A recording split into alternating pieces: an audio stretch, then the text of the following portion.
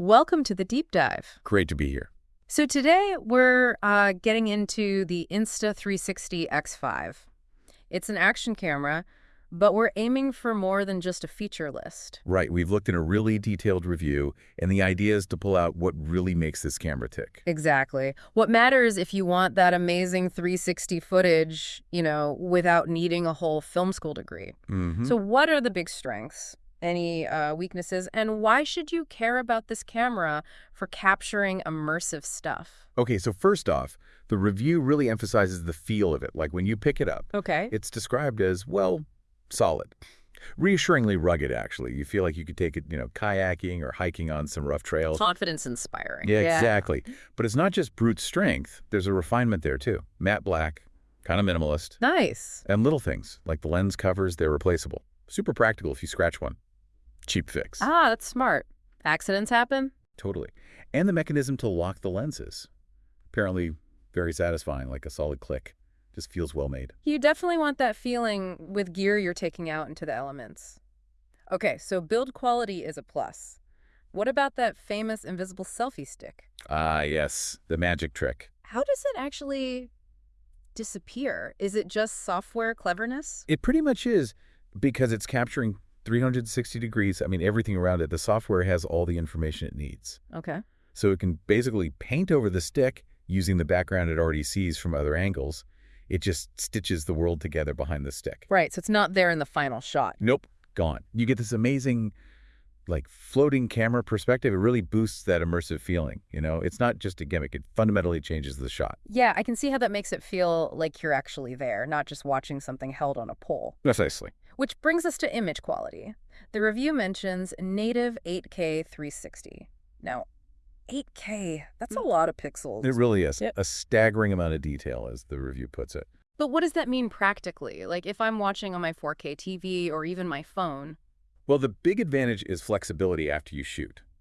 The review highlighted zooming in or panning across the footage on a 4K screen, and you don't really lose much clarity. Ah, okay. So you can crop in. Exactly. Or reframe the shot entirely in post-production. Maybe you want to focus on something off to the side that you didn't notice while filming. With 8K, you have the resolution to do that without it looking mushy. That makes sense. You capture everything first, decide what's important later, and you can pull out standard flat video too. Yep. Extract a regular 16.9 video from the 360 footage, and because you started with 8K, that extracted shot still looks really sharp. Plus, stabilization. Lots you can do. Okay, impressive detail. How about the colors? Does it look good straight out of the camera? Seems like it. The review mentioned rich, well-balanced colors. It actually noted a subtle warmth, especially to skin tones, which sounds quite pleasing. Not too cartoony or oversaturated. Apparently not, just natural. And importantly, it handles bright skies and dark shadows in the same scene pretty well. Good dynamic range, basically. So less messing around with color grading later, potentially. For a lot of people, yeah. Yeah. The footage should look good right away. All right, let's talk about a common action camera pain point, low light. They usually fall apart there. But this review sounds optimistic. Mentions a triple AI chip. Yeah, this chip seems to be doing some heavy lifting. It's not just marketing fluff, according to the review. Yeah. It actively tackles noise in darker conditions. How effectively? Well, they gave an example, filming on a moonlit beach. And they could apparently still make out individual grains of sand.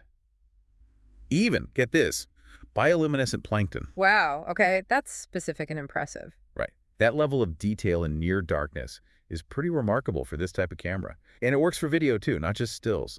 Real-time noise reduction. So things like campfires, city night scenes. Exactly. Campfire chats, light trails, maybe even some basic stargazing footage. The AI helps make those shots much cleaner, much more usable than you'd typically expect. That's a massive advantage. Okay, action means movement. How's the stabilization? We always hear buttery smooth. Does the X5 deliver? The review suggests it does. They talk about FlowState stabilization, again using AI analyzing sensor data. And they tested it mountain biking, doing some jumps. And the footage apparently stayed really stable. Okay, good.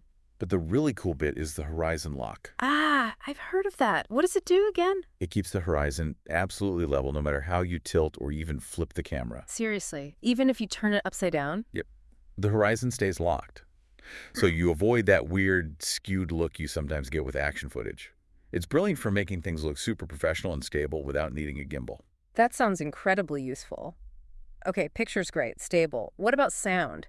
Wind noise is the enemy of outdoor audio. True, but the X5 has a built-in wind guard that the review found surprisingly effective. Oh, really? Yeah, they mentioned a test cycling along the coast, usually a recipe for wind roar, and it was apparently reduced to just a whisper. That's huge. So you can actually hear dialogue, ambient sounds. Exactly. The sea breeze, talking, whatever's happening comes through much more cleanly. And if you need really good audio, There's an external mic adapter option that connects via USB-C. So if you're doing interviews or capturing music, you can plug in a proper microphone. good to have options. All right, the Achilles heel of many gadgets. Battery life.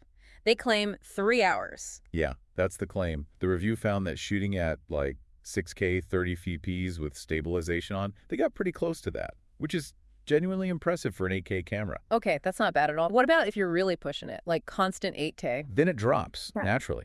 Around 2 hours, maybe a bit less, especially with HDR on. Still respectable, though. And it manages heat okay. 8K generates a lot of heat. Seems so. They mentioned intelligent power management. The screen dims automatically, the processor throttles a bit if needed to control temperature. It helps eke out more battery life. Smart. Plus USB-C charging. Yep, standard USB-C. And there's an optional fast charger accessory, gets you to 80% in under an hour, apparently. Nice. And hot swap batteries. Yes, big win there. You can just pop in a fresh battery and keep going. Really crucial for longer shoots. Definitely. Okay, so tons of features. Is it actually easy to use? Or is it intimidating? The review suggests it's pretty user-friendly. On the camera itself, you've got a crisp touchscreen, straightforward menus. Doesn't sound too complicated. And the app. Apps can be hit or miss. This one sounds like a hit. Seamless Wi-Fi pairing, intuitive interface for framing shots remotely, editing, sharing. Editing on the phone. Yeah, and it has AI-powered editing tools. Right. Stuff that can automatically find highlights, reframe the 360 footage into a compelling flat video, add transitions. Really handy for quick social media posts. That sounds genuinely useful for non-editors. Totally. But if you do want deep control, you can export in a log profile, which is flatter, more neutral, better for serious color grading on a computer. Best of both worlds then. What about file sizes? 8K must mean huge files. Oh yeah, that's definitely listed as a potential downside.